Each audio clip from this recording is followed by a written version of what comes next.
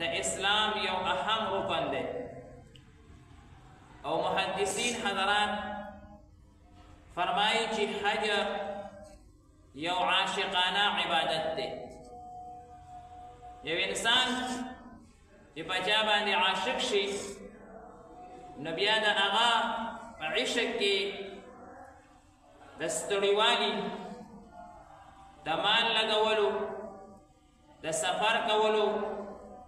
د مشقت برداشت کولو او داسې نور سختو باندې د دې انسان هیڅ پروا نه وي که دا عاشق دی. موږ ته به خپل استاد محترم شیخ الحدیث حضرت مولانا مغفور الله باباجي صاحب دامت فیوزهم فرمایل چې کله یو انسان عاشق شي د چا نو اول د هغه خبرې په خوله باندې کوي، بیا چې عشق یې سیوا شي بیا د هغه تعظیم شروع کی، کله ورته په سینه لاس کېږدي، کله ورته تابعدار زار او قربان وي،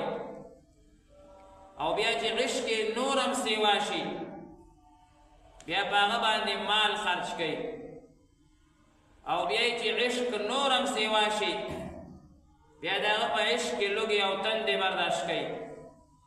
او چې بیا عشق نور هم سیوا شي نو د هغه د کور نه تاویږي او راتاویږي، او چې بیا عشق نور هم سیوا شي نو بیا په هغه باندې سر ورکولو ته تیار شي. همدغه شانتي یو انسان د الله تبارک وتعالی عاشق شي، عاشق حقیقي، محبت حقیقي د پړه کې راشي نو اول کلمه طیبه د الله یاد دا کثرت سره کوي، هر وخت الله یادوي، بس په الله بل ټکی نه وي ځکه الله سره محبت دی او د محبوب نوم انسان ته خوند ورکوي. چا سره چې محبت وي د هغه نوم کله بې اختیاره د خولې نه وځي، د الله تعالی نوم دا د عاشق حقیقي د محبت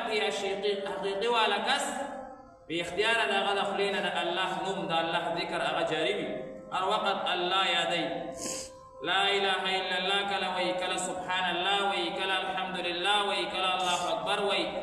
کله یو کلمه کله بله کلمه، ځکه خپل محبوب پې یادېږي، الله پې یادېږي. بیا دا عشق سیوا شي نو بیا وی یاره په دې صرف کار نه کېږي چې صرف ذکر کومه، بیا په نوافلو باندې شروع واچي، ګوري چې څه ټایم نفلونه کېږي بس شروع کېږي، نفلونه او نفلونه او نفلونه او نفلونه. دا هغه دی چې کله خپل محبوب ته په سینه لاس کېږدي او کله ورته ټیټېږي او کله ورته وایي زار او قربان، بیا په دې کار نه کېږي، بیا وایي یاره په دې خپل محبوب باندې خپل مال هم قربانول پکار دی، نو بیا زکات ورکول، صدقات ورکول، عشر خیرات دا ورته آسان شي، او بیا په دې باندې هم کار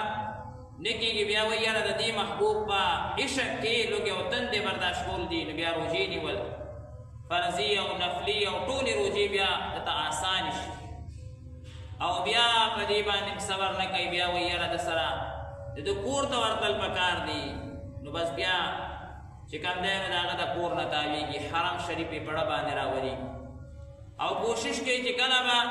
پیسې برابر شي چې بس زر خانه کعبې ته ورسمه، د الله کور ته ورسمه، د الله د کور سره کښېنمه، د الله د کور نه تو راتاو شمه،